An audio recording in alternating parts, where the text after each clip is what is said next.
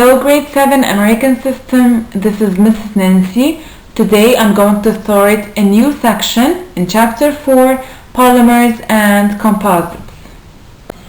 The objectives of this section are: explain how polymers form, tell what composites are made of, identify benefits and problems that relate to the use of synthetic polymers. So please open your books, page 118. What is a polymer? A polymer is a large complex molecule built from smaller molecules joined together in a repeating pattern. There are natural polymers and synthetic polymers. The starches in pancakes and the proteins in meats and eggs are natural polymers, while polyester, nylon, clothing and plastics are synthetic polymers. Whether synthetic or natural, most polymers rely on the element carbon for their fundamental structures. Forming polymers.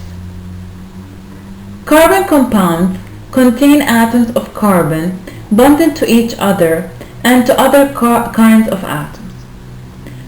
So, carbon atoms can form 4 covalent bonds. They can bond to each other in straight and branched chains and ring-shaped groups, as you can see in the figure. So, hydrogen is the most common element found in compounds with carbon. Other elements include oxygen, nitrogen, phosphorus, sulfur, and the halogens, especially chlorine.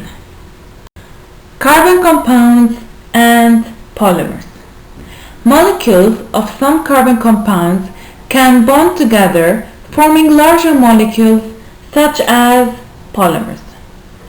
So the smaller molecules from which polymers are built are called monomers. Polymers form when chemical bonds link large numbers of monomers in a repeating pattern. For example, a polymer may consist of hundreds or even thousands of monomers. Also, many polymers consist of a single kind of monomer that repeats over and over again. But in other cases, 2 or 3 monomers may join in an alternating pattern. Building polymers. This figure shows how do polymers form when chemical bonds link large numbers of monomers in repeating units. Also, the chemical properties of a polymer depend on the monomers from which it is made. Natural polymers. The first example of a natural polymer is cellulose.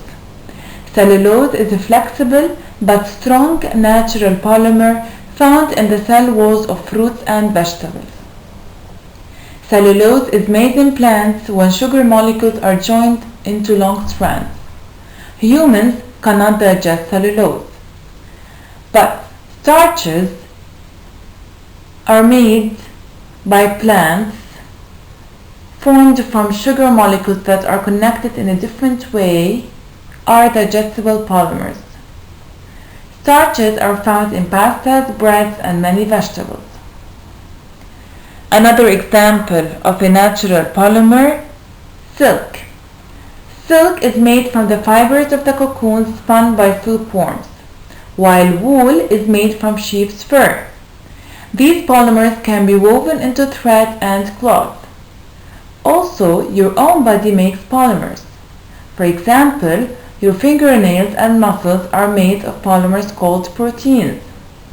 Proteins are assembled from combinations of monomers called amino acids. Also, snake venom is a mixture containing approximately 90% proteins. And the spider's web is a silken polymer that is one of the strongest materials known. Synthetic polymers. Many polymers you use every day are synthesized from simple materials. So, the starting materials for many synthetic polymers come from coal or oil. For example, plastics, which are synthetic polymers that can be molded or shaped, are the most common products.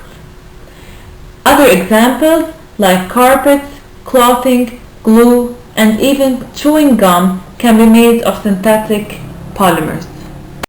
Comparing polymers. Synthetic polymers are often used in place of natural materials that are too expensive or wear out too quickly. For example, polyester and nylon fabrics are frequently used instead of wool, silk, and cotton to make clothes. Compact discs, computer parts, artificial heart valves, and even bicycle tires couldn't exist without synthetic polymers. Composites. A composite combines two or more substances in a new material with different properties. So by combining the useful properties of two or more substances in a composite, chemists can make a new material that works better than either one alone. So many composite materials include one or more polymers. Uses of composites. One example is fiberglass composites. Strands of glass fiber are woven together and strengthened with a liquid plastic that sets like glue. So the combination makes a strong, hard solid that can be molded around a form to give it shape. Other examples: bicycles, automobiles, airplanes built from such composites are much lighter than the same vehicles built from steel or aluminum.